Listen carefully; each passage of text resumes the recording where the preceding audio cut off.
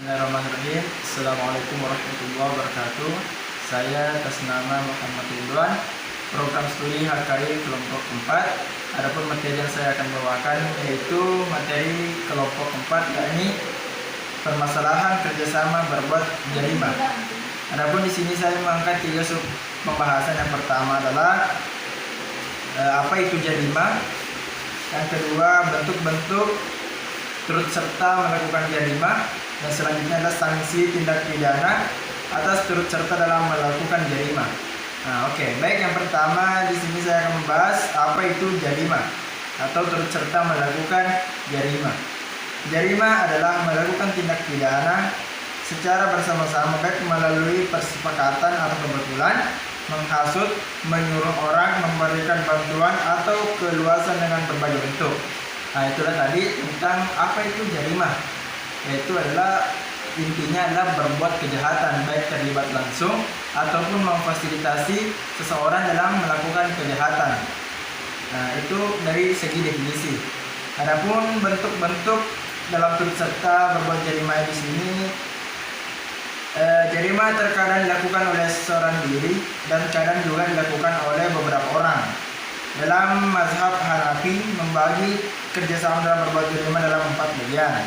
Yang pertama yaitu pelaku melakukan jarima bersama-sama orang lain, artinya mengambil bagiannya dalam melaksanakan jarima, artinya secara kebetulan melakukan bersama-sama, artinya walaupun tidak terlibat langsung namun mengambil alih ataupun ambil andil dalam melakukan kejahatan tersebut.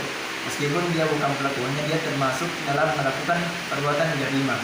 Yang selanjutnya adalah melakukan atau mengadakan persepakatan dengan orang lain melakukan jarima. Artinya ketika kerjasama itu untuk melakukan jarima, meskipun kita tidak terlibat langsung di dalam melakukannya, kita juga termasuk dalam perbuatan jarima, walaupun hanya kesepakatan dan sedikit daripada andil yang dibuat. Yang ketiga, pelaku menghasut atau menyuruh orang lain dalam melakukan jarima. Ini juga apalagi kalau kita yang memerintahkan. Kita memerintahkan walaupun kita yang bukan melakukan, itu sebenarnya sama juga ketika kita melakukan jarima. Terakhir, orang yang memberikan bantuan dalam berbagai jarima dengan berbagai cara tanpa turut serta melakukan. Bentuk-bentuk turut serta kerjasama yang lain, kalau dalam pasal KUHP pasal 56 itu disebut sebagai berikut. Di sini ada 2 yang dijelaskan dalam pasal 56 KUHP. Yang pertama, orang yang dengan sengaja membantu waktu kejahatan itu dilakukan. 2, orang yang menjaga memberikan kesempatan, ikhtiar atau keterangan untuk melakukan kejahatan. Yang terakhir di sini adalah sanksi tindak pidana, sanksi daripada tindak melakukan jarima. Sanksi tindak pidana turut serta dalam melakukan jarima.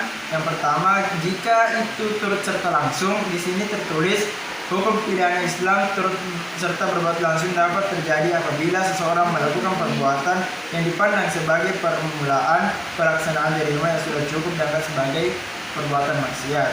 Yang selanjutnya, turut serta tidak langsung. Menurut hakim pidana Islam, pada dasarnya hukum yang ditetapkan jumlah dalam jarima hudud atau kisos hanya dijatuhkan atas pelaku langsung, bukan pelaku tidak langsung. Dengan demikian, orang-orang yang tidak berbuat langsung dapat jarima dijatuhi hukuman takdir saja. Mungkin itu penjelasan singkat dari saya tentang jarima yang mengenai definisi, bentuk-bentuk, dan sanksi atas pelaksanaannya. Mungkin itu saja dari saya. Assalamualaikum warahmatullahi wabarakatuh.